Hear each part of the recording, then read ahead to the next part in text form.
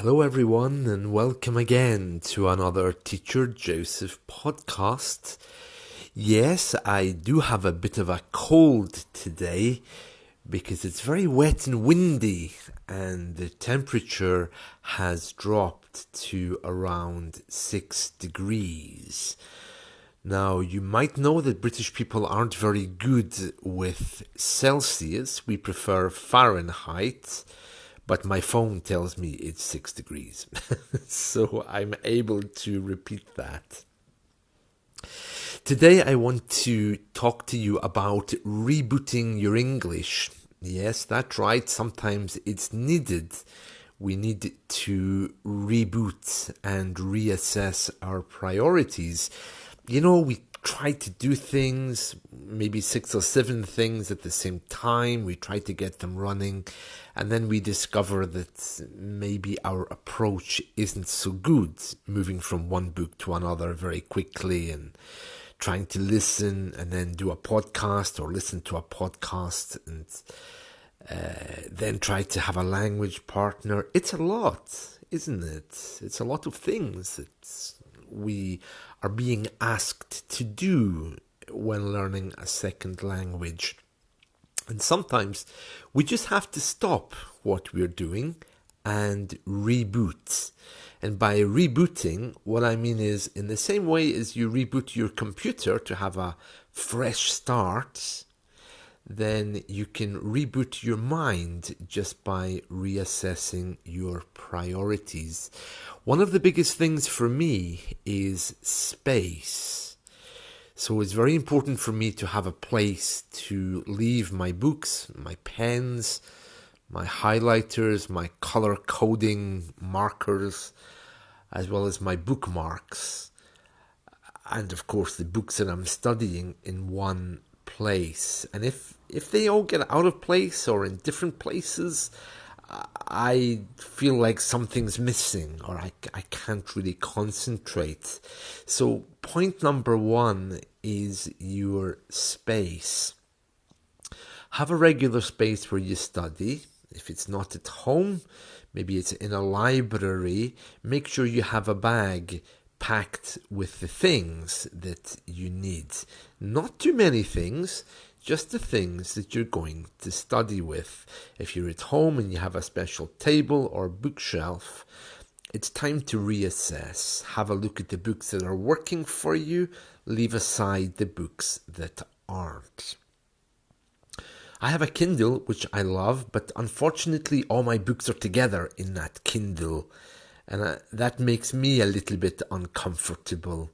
So I'm looking at ways to set up files and folders to put the books I'm currently working on apart from everything else.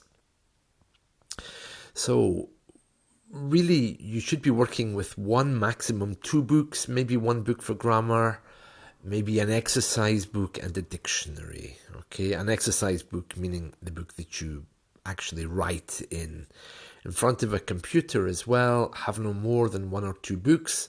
If you have a computer in front of you, you don't need an exercise book. You also might even have a dictionary online. You might be looking at everything online. If that's the case, make sure your desktop is clear and only have on there the things which you're currently using. Another good way to do it might be to set up a new user on your computer for all your English stuff. Because if it's getting all mixed up with your native language, then there could be a problem. But if you're comfortable having your browser in English and your desktop in English, that's fine. It just depends on your level and where you're at. But you need to declutter.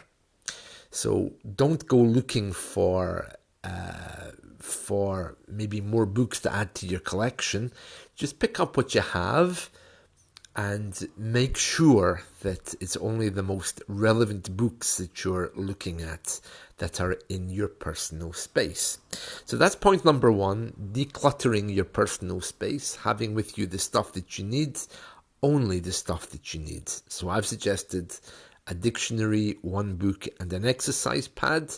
If you want to do that digitally, You can get a journal like OneNote. OneNote is excellent. It can sit in your desktop and it syncs with your phone.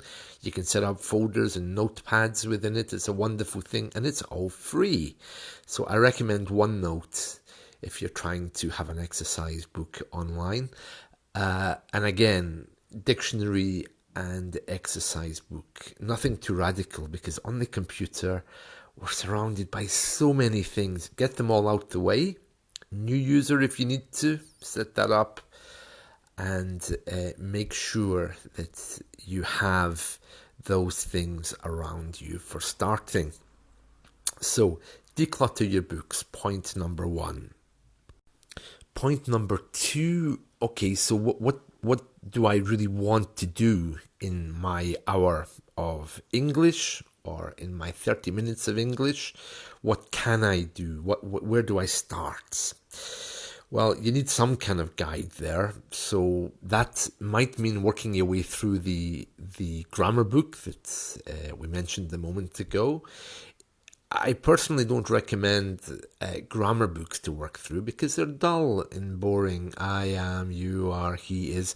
You'd be better practicing those. First of all, you have to make that decision. What's more important for me? Speaking, writing, reading, or listening. If it's all 4, break your hour up into 15-minute segments. Okay? The writing, reading, and listening part is easy, but the speaking part might be a little problem if you've no one to speak with. And you might spend your 50 minutes trying to find a language partner, and that's soul destroying. Trying to look on the internet to find someone that you might connect with, someone that has a nice face, someone you think's at the same level as you. That kind of stuff really is very off-putting.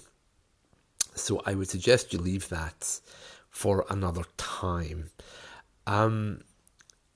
So you don't need to do this all at once. You don't need to be having an hour a day split into 4 parts over 1 week. Of course, you could do maybe 1 day speaking, 1 day writing, or split it into half hours. 30 minutes speaking, 30 minutes writing. Next day, 30 minutes reading, 30 minutes listening. Whatever way works for you, but I suggest you do work out a timetable there. Of course, you have to take into account your language partner's availability. So that's something else to think about. Speaking of language partners and these things, once you've assessed that speaking is what you want to do, then of course your exercise book and your pen is all you need. Maybe you can allow your language partner to explain grammar to you or make a note to look it up later. You don't need to be surrounded with books for that. You see, the thing is, it's quite soul destroying to be surrounded by all these books that you've only partially read. I know I really struggle with that. It's one of my biggest problems. So make sure you declutter, even around the computer and on the computer as well. Number 2 is getting that timetable and defining what's really important for you. There's loads of stuff on there for IELTS exam practice on the internet. One of my favorite sites is english-exam.org. It has all kinds of things, but if you're not doing the IELTS exam, don't worry, because the IELTS material still provides you great opportunity to see how your English is. Especially their essay questions. These questions are very open and designed for all people at all levels. So you're graded upon how well you write. That's what gives you your grades. So if you write, for example, a good essay, but maybe you don't use a proverb, then you would get a little bit of a lower mark than you would do if you write a story about a family, including proverbs and idioms, you know. So it covers all levels, and it doesn't judge you. Whatever you do is fine. And then you can send it to me if you have a lesson with me, and I'll look over it and tell you what mark I think you would get. So the IELTS exam material is very good stuff. It has loads of ideas for discussions as well. Don't worry if you're not doing the exam. It's just all about getting a routine, a standard, and good good topics to work with. If you don't want to write, there's no law says you have to. Be quite easy on yourself. One thing about us learners, and I include myself in that because, of course, I'm learning Spanish and Persian. One thing about us is we can be very hard on ourselves. Oh my God, I've forgotten that word. My life is over. Finally.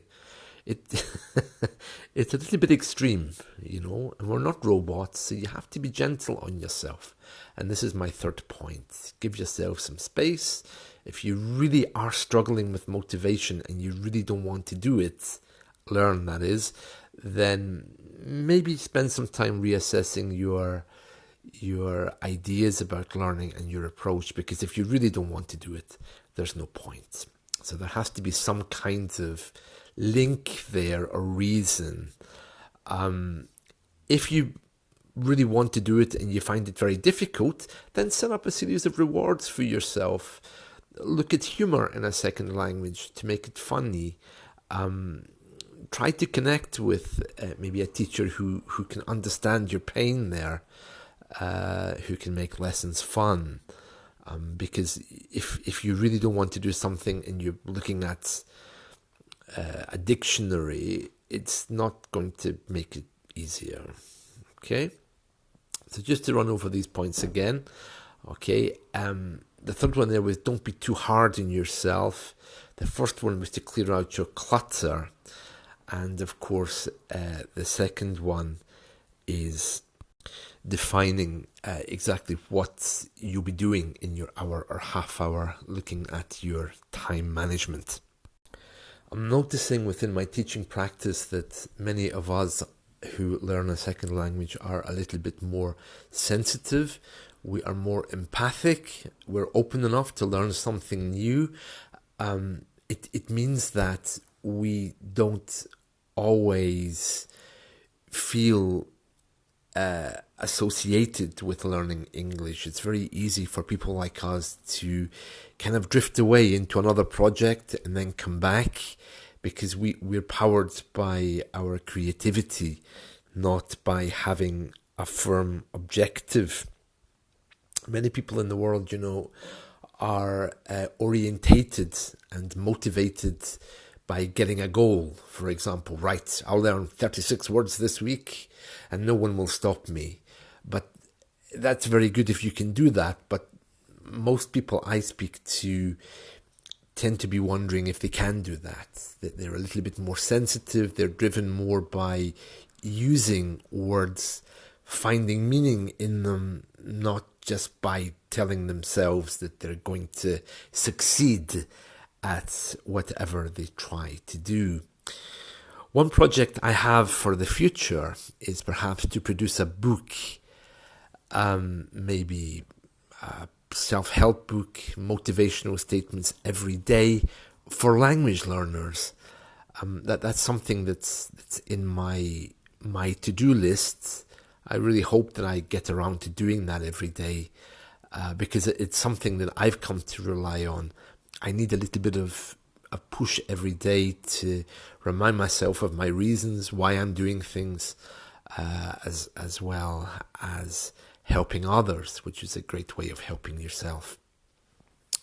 So these are just a few ideas. So if you need to reboot, October is the perfect time to do that.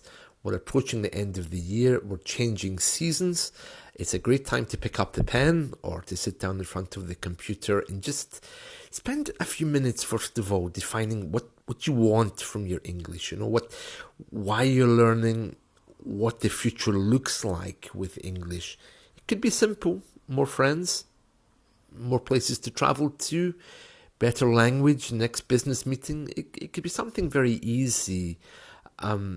But for some people, there's a much deeper issue there of connection, friendships, maybe wanting to explore other avenues of life or other ways of living, because the English world, as you know, is very diverse. So it sounds like an easy question, but it's really not. And another thing is the fact that Anyone learning a foreign language needs to look at their identity, who they want to be in that second place. And as I always say, choose a city and drill down into the media of that city, whether it's a radio station, newspaper, because you want to pick up how they talk. Idioms in the English world tend to be very local. So do some phrasal verbs. We don't all use them the same way. So pick a place. Don't keep wandering around the world hoping to pick up something, you know. And that's it from me for today. Have a wonderful day.